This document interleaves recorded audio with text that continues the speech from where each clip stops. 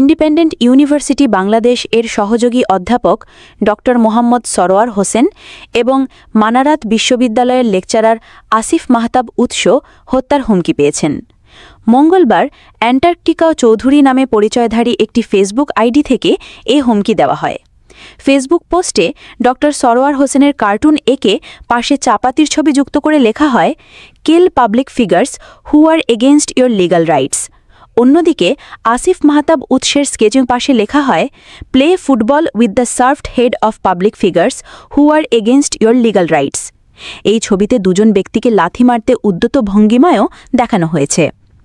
ড সরোয়ার হোসেন দীর্ঘদিন ধরে অবহেলিত জনস্বাস্থ্য বিষয়ে কাজ করে আসছেন। থ্যালাসেমিয়া, ডেঙ্গু এবং শিশুদের স্থূলতা নিয়ে তার গবেষণা বিশেষভাবে পরিচিত। বর্তমানে তিনি IUB এর school of environment and life সায়েন্সের সহযোগী অধ্যাপক এবং অস্ট্রেলিয়ার উলঙ্গং বিশ্ববিদ্যালয়ে অনারারি সহকারী অধ্যাপক হিসেবে দায়িত্ব পালন করেছেন।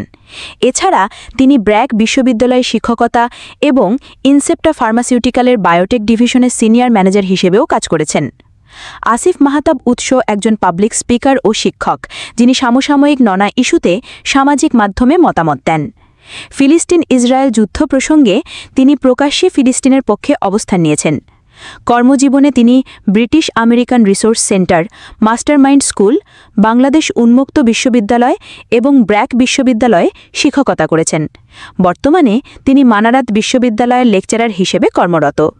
2023 সালে সপ্তম শ্রেণীর পাঠ্যবই থেকে ট্রান্সজেন্ডার বিষয়ক গল্প অপসারণের আহ্বান জানিয়ে বিতর্কিত বক্তব্য দিয়ে আলোচনায় আসেন, যা নিয়ে তুমুল বিতর্ক এবং শিক্ষার্থীদের মধ্যে মতবিরোধ দেখা দেয়। হুমকি প্রসঙ্গে ড সরোয়ার হোসেন বলেন, এটি শুধু আমাদের ব্যক্তিগত নিরাপত্তার জন্য নয়, বরং মত প্রকাশের স্বাধীনতার জন্য হুমকি। হুমকিদাতাদের দ্রুত শনাক্ত করে আইনের আওতায় আনা জরুরি।